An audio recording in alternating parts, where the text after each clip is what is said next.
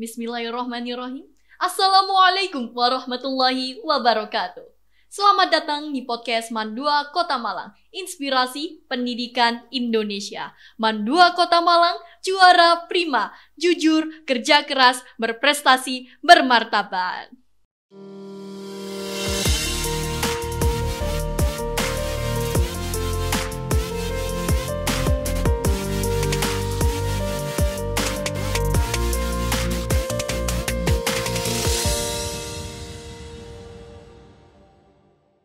Baik, selamat datang pemirsa podcast Mandua Kota Malang. Pada sesi kali ini bersama saya, Maida Syauki Azhari dari kelas 12 Bahasa sebagai host pada sesi kali ini. Nah, hari ini kami kedatangan salah satu siswi berprestasi dari Mandua Kota Malang. Assalamualaikum Alifi. Waalaikumsalam Maida. Apa kabarnya Alifi hari ini? Alhamdulillah. Alhamdulillah. Baik. Kabar Maida gimana? Alhamdulillah baik juga. Baik, sebelum kita memulai perbincangan dan sesi sharing dengan Alifi kali ini, Alifi bisa silakan untuk memperkenalkan diri terlebih dahulu. Oke, assalamualaikum semuanya. Selamat siang. Perkenalkan, nama saya Alifi Huyariska Ramadhani. Aku dari kelas 12 IPS 2. Salam kenal semuanya. Salam kenal juga Alifi. Nah, Alifi, sebelum kita berbincang-bincang lebih jauh, mungkin bisa dijelaskan kepada kami, apa sih KPN itu sendiri, kompetisi pidato ini sendiri, siapa yang menyelenggarakan, atau bagaimana sistemnya di KPN ini sendiri? Oke, kalau KPN itu merupakan singkatan dari kompetisi pidato nasional yang diselenggarakan oleh Kementerian Agama dan baru diselenggarakan pada tahun ini, tahun 2024. Di KPN ini, Kementerian Agama punya visi misi menjadikan KPN sebagai wadah untuk mengekspresikan tanggapan, pendapat, dan ide generasi-generasi muda, generasi-generasi Z, generasi-generasi penerus bangsa tentang bagaimana sih peran Pancasila dan moderasi beragama diterapkan di kehidupan sehari-hari, seperti itu. Jadi tema untuk pidatonya berkaitan sama peran Pancasila dan moderasi beragama di lingkup kita sehari-hari, seperti itu. Nah, baik. Jadi seperti itu kurang lebih lombanya, teman-teman. Dan alhamdulillahnya Alifi mendapat juara dua. Wah, beli tepuk tangan. Alhamdulillah. Ya, selamat ya untuk Alifi. Nah, bagaimana perasaan Alifi ketika mendapatkan kesempatan untuk membawa harum nama Mandua dan mendapatkan juara 2 ini sendiri? Gak berhenti ngomong alhamdulillah, alhamdulillah ya Allah. Karena dari proses awal sampai akhir dan baru pertama kali pengalaman untuk berpidato di depan publik, disertai dengan banyak doa dan dukungan dari orang tua, teman-teman sekalian, dan juga guru-guru Mandua Kota Malang. Alhamdulillah saya bisa pulang untuk membawa piala juara 2 dari KPN ini, seperti itu. Alhamdulillah. Nah, Alifi tadi sempat berbicara ya kalau ini tuh pengalaman pertama Alifi dalam lomba pidato. Nah, untuk mendapatkan informasinya sendiri bagaimana ya Alifi, kalau boleh tahu, apakah ada yang memberikan informasi atau Alifi nih cari-cari sendiri nih lombanya? Oke, pada saat itu KPN ini saya dapatkan dari Bu Guli selaku wali kelas 11 IPS 2 pada saat itu. Bu Guli menyampaikan di grup kelas kita, nah ini ada lomba pidato nih tingkat nasional, kebetulan dari tahap 1 sampai tahap 3 tidak bayar gitu kan. Terus aku mikir, wah alhamdulillah nih ada kompetisi di tingkat nasional, mumpung kelas 12 nih dan masih awal-awal, jadi masih ada kesempatan untuk bisa ikut dan tidak terlalu sibuk lah intinya. Jadi begitu dapat informasi dari Bu Guli, langsung aku japri beliau, Bu saya berkenan untuk ikut gitu. Oh ya, nah alhamdulillah nanti ikut seleksi internalnya ya, karena kebetulan dari Mandua Kota Malang sendiri tidak hanya aku yang pengen, tapi juga banyak banget dari kelas 10, kelas 11 yang ingin ikut KPN ini. Iya, jadi Mandua Kota Malang harus mengadakan seleksi internal karena yang diajukan di KPN sendiri harus 2 perwakilan, 1 putra dan 1 putri dari masing-masing instansi. Seperti itu. Dan alhamdulillahnya Alifi berarti lolos di seleksi internal dari Mandua sendiri. Iya. Nah, setelah menjalani seleksi internal dari MAN sendiri, berarti Alifi lanjut nih untuk seleksi di Kemenaknya. Kalau boleh tahu bagaimana sih tahapan seleksinya atau sistem perlombaannya itu bagaimana? Oke, kalau di KPN ini kompetisinya berjenjang. Yang pertama di tahap pertama itu tentang penjurian konten video. Jadi kita diarahkan, peserta-peserta diarahkan untuk membuat video pidato berdurasi 7 menit, tidak boleh dari 7 menit, dan memilih subtema yang sudah disediakan seperti itu. Nah, nanti setelah dikirim nanti akan ada penjurian pada tanggal 17 sampai tanggal 19 Juli. Lalu tanggal 20-nya akan pengumuman 100 besar. Jadi 100 terbaik yang menurut juri bisa lolos ke tahap selanjutnya. Setelah itu 100 besar ini akan diundi untuk mengikuti tahap kedua, yaitu tahap eliminasi, di mana kita nanti akan berpidato live Zoom. Tapi ya jadi langsung, jadi juri-jurinya nonton gitu, kita berpidato tapi secara online, seperti itu. Setelah tahap kedua eliminasi, nanti akan ada pengumuman 34 besar. 34 besar ini perlu diketahui tidak mewakili satu provinsi satu orang, tapi 34 terbesar sesuai dengan skor yang sudah didapat. Seperti itu. Benar. Jadi dari Jawa Timur sendiri ada 6 orang loh yang lolos. Ya jadi kan? Di Jawa Timur sendiri ini juga banyak anak-anak yang berprestasi, khususnya di public speaking. Bener banget. Jadi Jawa itu bener-bener kunci ya. Iya, Jawa adalah kunci. Benar. Jadi dari tahap eliminasi itu dapat 34 terbaik, dan 34 terbaik ini yang diterbangkan ke Jakarta seperti itu untuk mengikuti grand final kompetisi pidato nasional atau tahap akhir dari KPN ini. Seperti itu. Wah, Masya Allah. Jadi seleksinya ini benar-benar diseleksi ada 3 tahap, jadi bisa dibilang cukup ketat begitu ya. Lumayan. Nah, terlebih Alifi juga siswa kelas 12 nih saat ini. Kalau boleh tahu bagaimana Alifi mempersiapkan untuk mengikuti seleksi-seleksi tersebut dan bagaimana memanage waktunya dengan kesibukan di kelas 12 ini? Kalau aku mempersiapkan pidato dari tahap awal sampai tahap akhir itu memang dari subtemanya sendiri harus sudah aku tentukan, aku mau bahas apa, biar nanti pas pembuatan teksnya tidak terlalu bingung, aku mau bahas apa ya, aku mau nulis apa ya. Nah, salah satu metode dan pengalaman pertama juga dalam penulisan teks pidato itu adalah mind mapping. Jadi aku rutin banget bikin mind map sesuai dengan subtema pidato yang aku pilih. Di situ aku cabangin, aku mau bahas apa ya? Misal peran Pancasila dalam menjaga kerukunan beragama. Di situ ada unsur Pancasila, kerukunan beragama, menjaga. Nah, di situ aku jabarin, Pancasila bagaimana? Peran moderasi beragama itu bagaimana? Terus kerukunan beragama itu seperti apa sih? Apakah masalah-masalah kerukunan beragama bisa diselesaikan dengan Pancasila? Nah, seperti itu. Jadi dicabang-cabangin. Setelah itu pencabangan-pencabangan ini nanti kita cari referensinya masing-masing. Kita cari penjelasannya, lalu penjelasan-penjelasan yang sudah kita dapatkan kita rangkum jadi satu, seperti itu.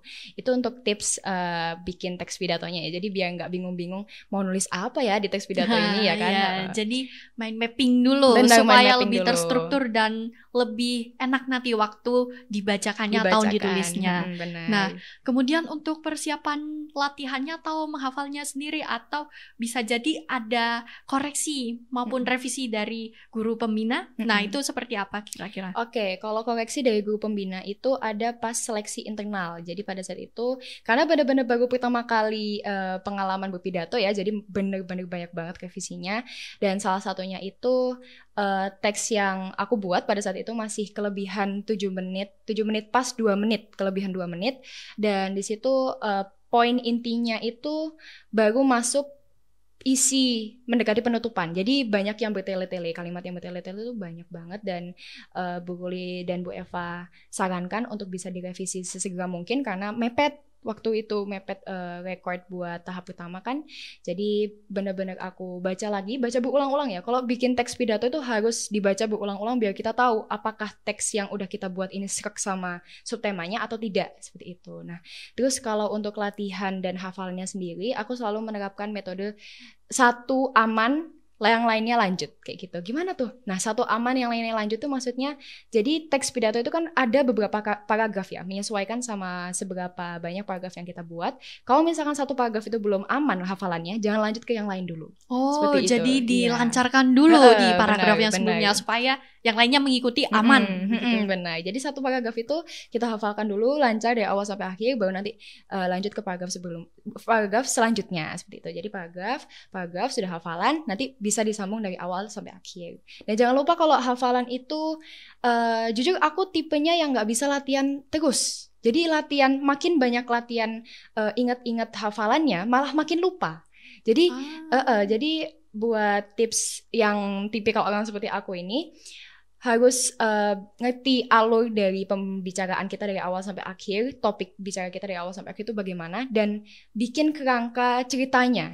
Jadi kayak bikin cerita atau bikin film di ceritanya kayak bahas tentang keberagaman, bayangin keberagaman itu kayak gimana. Jadi kayak secara langsung kita berbicara sekaligus menonton kayak gitu, buat nginget-ngingetnya juga. Nah, ini juga jadi salah satu tips yang sangat bermanfaat nih buat teman-teman yang barangkali punya interest di public speaking, supaya gak gugup atau gak blank di tengah-tengah.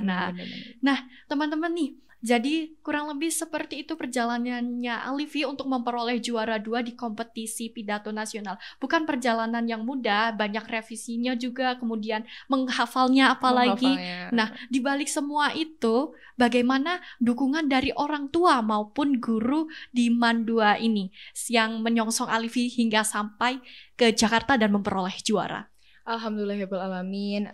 Saya ucapkan terima kasih banyak untuk guru-guru dari MAN 2 Kota Malang, khususnya Bu Guli, Bu Eva, dan Pak Sam yang senantiasa mendukung Livi dan mempercayai Livi bahwasanya Livi bisa melakukan ini. Karena sejujurnya karena baru pengalaman pertama ini ya, jadi sering banget meragukan diri sendiri. Aku bisa nggak ya? Dan alhamdulillah aku dikelilingi peran-peran masyarakat dan juga orang tua, habis itu guru-guru yang selalu mempercayakan Livi, kamu bisa, pasti bisa, kayak gitu.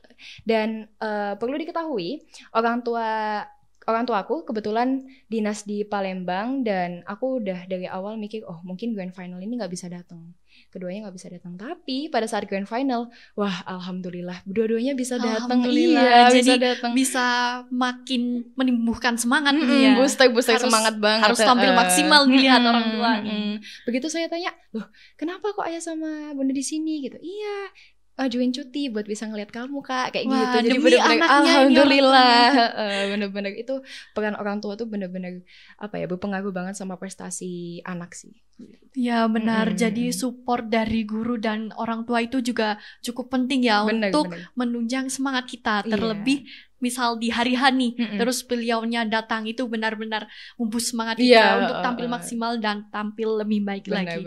Nah, lalu adakah beberapa tips atau saran bagi kami Alifi, teman-teman dari MAN 2 Kota Malang?